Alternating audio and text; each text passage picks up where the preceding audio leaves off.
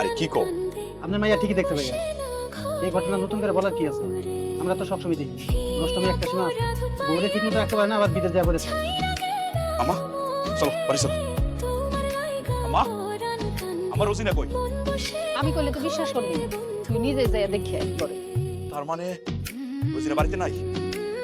রোজিনা দাঁড়াও, কই গেছিলে তুমি? কাজ আছিল, বাইরে গেছিলাম। কাছে গেছো মানে? নয়নের সাথে কি কাজ সেটা আমি জানতে চাইতেছি। কি কাজ মানে? নয় আমার দেবর লাগে।